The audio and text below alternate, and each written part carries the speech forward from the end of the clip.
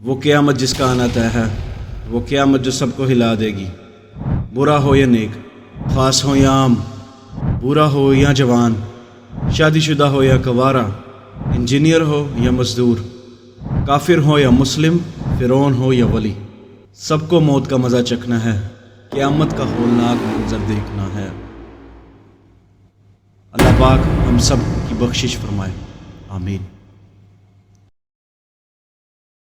اور جب پھر سور پھونکا جائے گا تو ہر کوئی جو کچھ آسمانوں میں اور زمین میں ہے سب کا سب بے ہوش ہو جائے گا مگر جسے اللہ چاہے۔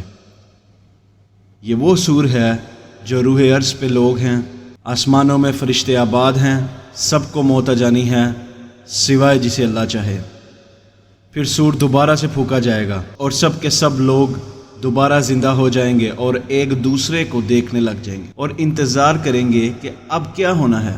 زمین جگمگا اٹھے گی تیرے رب کی روپ سے، اللہ پاک اس دنیا میں آ جائیں گے جیسے ان کی شان کے لائق ہے۔ اللہ اور فرشتے قطار در قطار اس دنیا میں اتریں گے اور اس دنیا میں میدان محشر قائم ہوگی اور نامہ اعمال کا دفتر سامنے کھولا جائے گا اور بلایا جائے گا نبیوں کو بھی اور شہداؤں کو بھی، بروں کو بھی نیکوں کو بھی۔ پھر ان کے درمیان فیصلہ کیا جائے گا انصاف کے ساتھ اور ان پر ظلم نہیں کیا جائے گا۔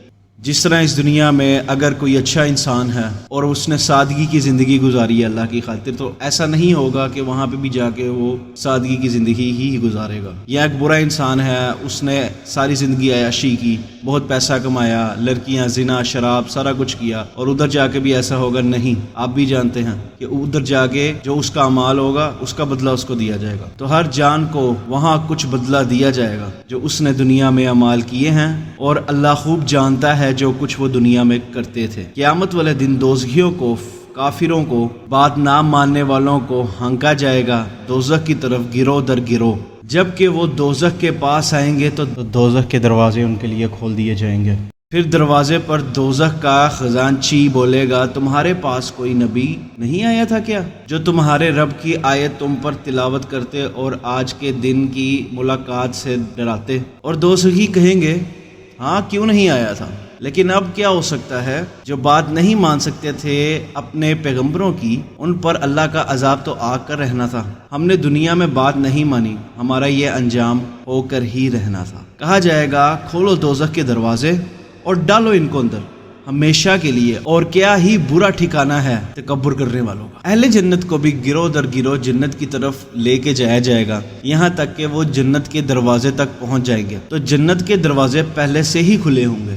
جنت کا خزانچی کہے گا، السلام علیکم، اب آپ ہمیشہ کے لیے جنت میں داخل ہو گئے ہو، اور اس نے ہمیں ایسی جنت کا وارث کر دیا کہ ہم جہاں چاہیں وہاں رہ لیں گے۔ بس کیا ہی بہتر عمل ہے نیکوکاروں کے۔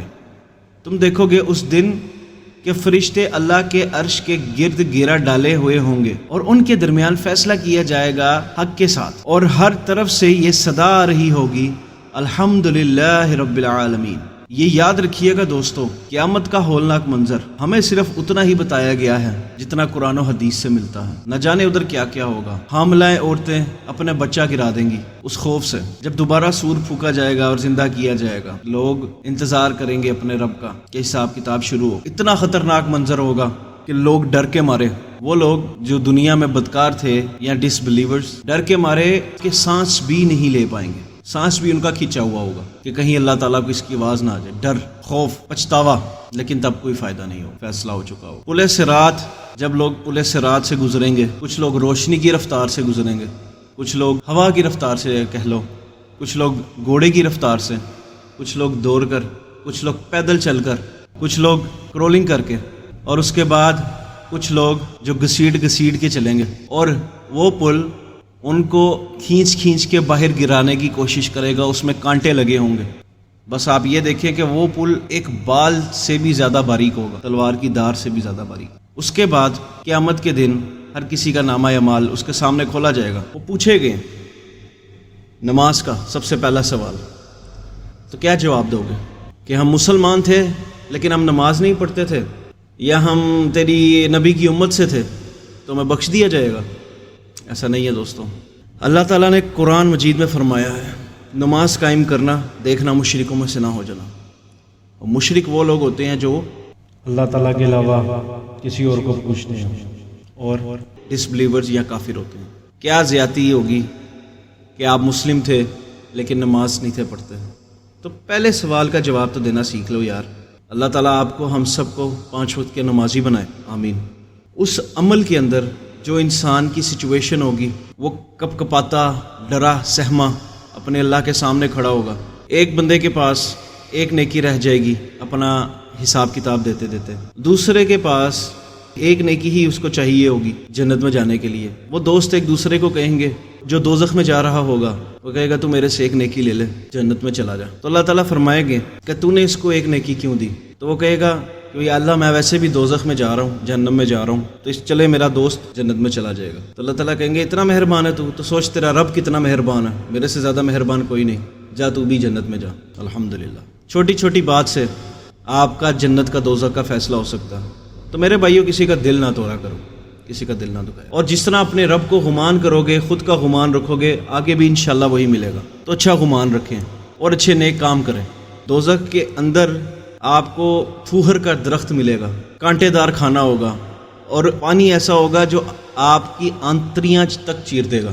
جلایا بجھایا بندہ دوبارہ سے بنے گا، پھر جلایا بجھایا جائے گا، پھر دوبارہ بنے گا، پھر جلایا بجھائے گا، پھر دوبارہ بنے گا۔ اور میں کوشش کروں گا کہ میں دوزخ کے بارے میں بھی ایک ویڈیو آپ کے سامنے لے کے آؤں اور جنت کے بارے میں بھی بالکل کلیئرٹی کے ساتھ۔ اور اس ویڈیو کو لائک کریں اگر آپ کو اچھی لگی، کمنٹ سیکشن میں اپنی قیمتی رائے کا اظہار ضرور کریں، سبسکرائب کرنا مت بھولیں، بیل آئیکن کو کلک کرنا مت بھولیں۔ اگلی ویڈیو میں پھر ملاقات ہوگی، تب تک کے لیے اللہ نگہبان۔